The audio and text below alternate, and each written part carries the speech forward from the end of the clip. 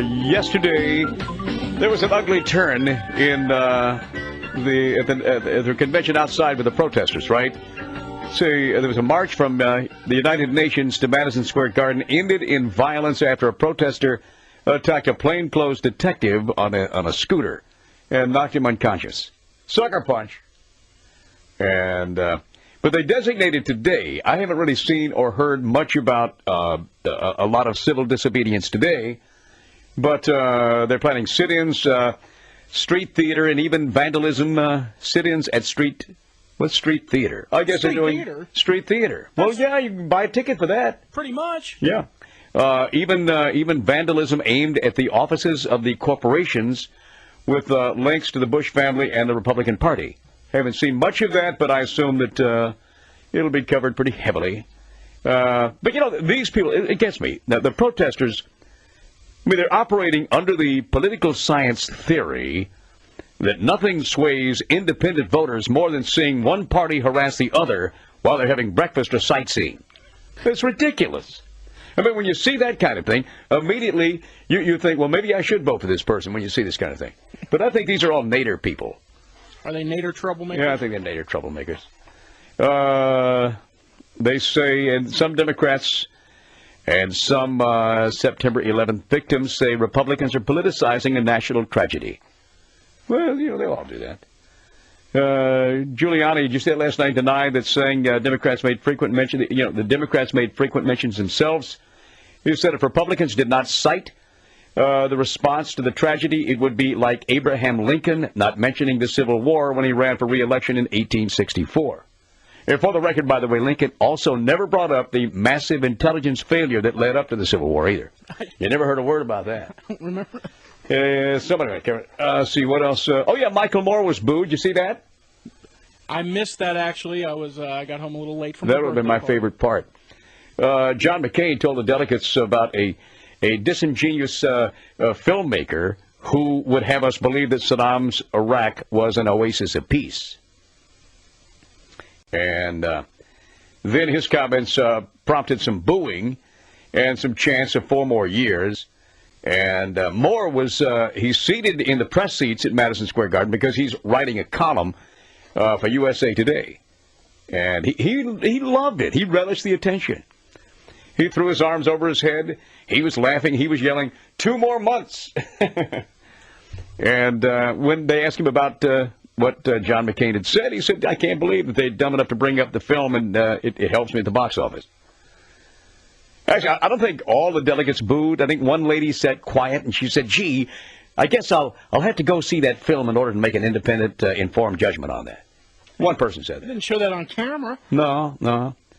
And getting booed by an enormous room full of Republicans is the most titillating experience Michael Moore's had since his 9th grade band camp. Like you said, he loved it. I would think that. Yeah, he was all over the place.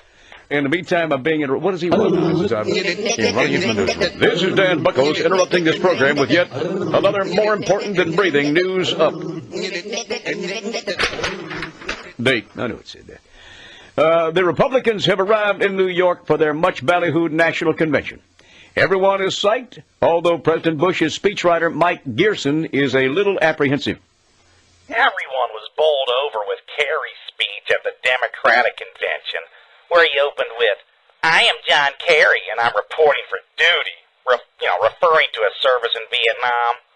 Somehow it doesn't quite sound as good if I have the president refer to his war record by saying, I'm George W. Bush, and I'm reporting for my dental appointment. More than 100,000 protesters have gathered on the streets of Manhattan, including Reverend Jesse Jackson. Vice President Dick Cheney had this to say of the matter. It's a little embarrassing. We're not used to seeing black people anywhere that close to a Republican convention, so as soon as I saw Jesse, I immediately asked him how the Senate race in Illinois was going. You confused me with Alan Keyes because of my skin color, you racist. No, Jesse, I assure you it wasn't that. Skin color had nothing to do with it. I confused you with Alan Keyes because you're both insane. Well, in that case, why didn't you confuse me with Donna Rumsfeld? Aside from that, the protest has been going smoothly so far. Our own Urinal Cakes spoke with protest organizer Lou Lefnut. Thank you, Dan. Mr. Leftnut, this certainly is the most ambitious protest I have seen. Oh, this is no ordinary protest, Now, this is the Macy's Republican Convention Protest Parade. We've got the most spectacular marching bands playing every Bush-bashing song Bruce Springsteen, John Mellencamp, any of them ever wrote. Then there are the floats, including one by the gay rights group Swish Boat Veterans for Kerry. Swish boat veterans? I see you have a hot air balloon. No, that's just Michael Moore. Back to you, Dan. This is Dan Buckles. When news breaks in, we break out. This is the BBC. How does this afternoon find you? 700 WLW. And we're looking at traffic on the big one. Here's John Phillips. You know, I've been hearing that when news breaks in, we break out thing for so long.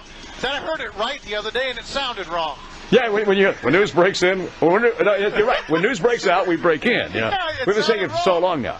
I got that from the guy in the newsroom. Gosh, what was his name? He used to work in the newsroom. In our newsroom? Yeah, it was. Yeah, he said that one day. Don Webb? No, it wasn't Don Webb. No, it was after Don. It was a young guy, and he was really working very hard. He did a good job, and at the end he goes, "When news breaks in, we break out." And then he just kind of stopped, went, and ever since then we never stopped saying it. Well, it sounds wrong. When news break in, we break out. Now. Yeah.